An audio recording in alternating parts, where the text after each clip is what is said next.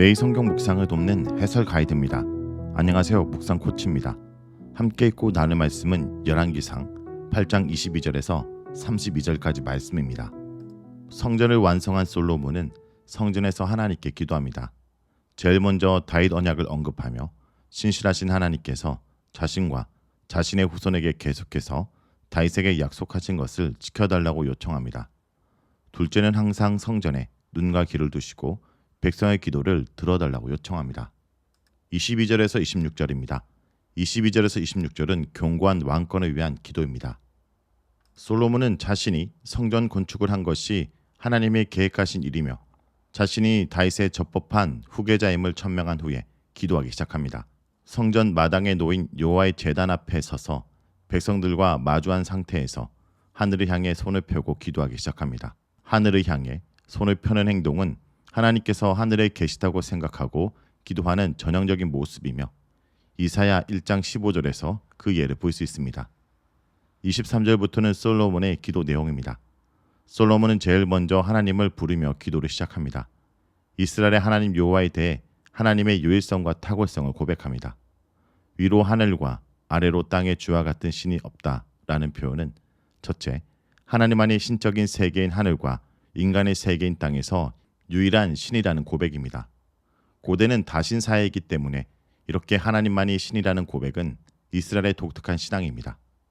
둘째로 이 표현은 주변 나라들이 자신들이 섬기는 우상도 신이라고 주장하는 것에 대해 서로 다른 신이 있다라고 할지라도 그 신들과 비교할 수 없는 탁월성을 가진 분이라고 주장하는 것입니다.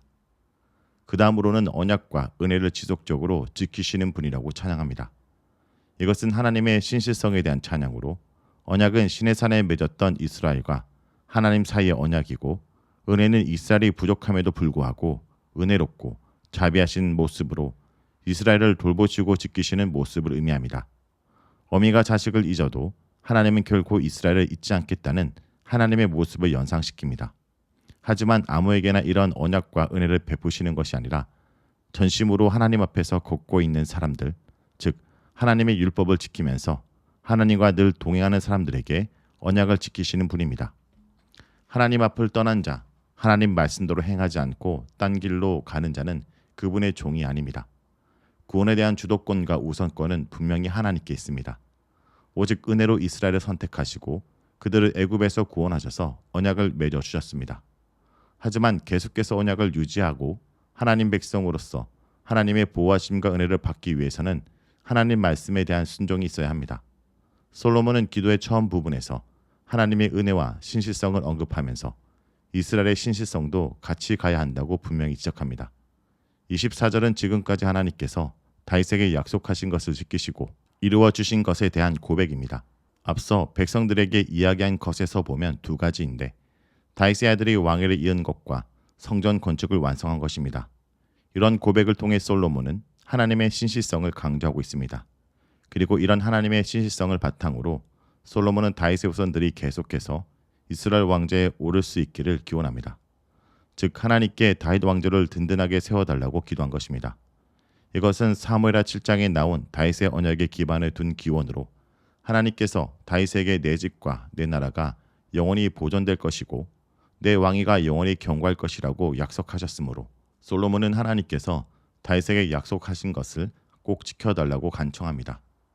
우리도 솔로몬처럼 하나님의 신실성에 기대어 기도하고 신뢰해야 합니다. 세상을 보면 돈 있는 사람, 힘 있는 사람의 의도대로 일이 진행되는 것 같아 분노하고 좌절하고 불안해합니다. 그러나 하나님은 나만의 하나님이 아니라 온 세상의 유일한 신이며 세상을 다스리시는 분입니다. 또한 신실한 분, 말씀을 지키는 분으로 선한 일을 한 자에게는 선으로, 악한 일을 한 자에게는 악으로 갚겠다고 약속하셨고 하나님을 의지하며 부르짖는 백성의 목소리를 듣고 응답하겠다고 약속하셨습니다.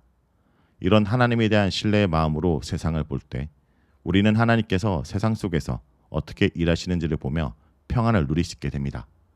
다음은 27절에서 32절입니다. 27절에서 32절은 응답과 재용서를 위한 기도와 분쟁에 대한 기도입니다. 솔로몬은 이제 성전에 대해 기도합니다. 참으로 하나님께서 땅 위에 거하시겠습니까? 라는 수사 의문문으로 하나님께서 땅에 거하시는 것은 불가능하다라는 것을 강조하기 위한 표현입니다. 하늘과 하늘들의 하늘이라는 표현은 구약 세계에서 생각할 수 있는 가장 넓은 혹은 무한대의 공간을 표현한 것으로 인간 세상은 하나님께서 거하기에는 너무 작다라는 것을 강조합니다.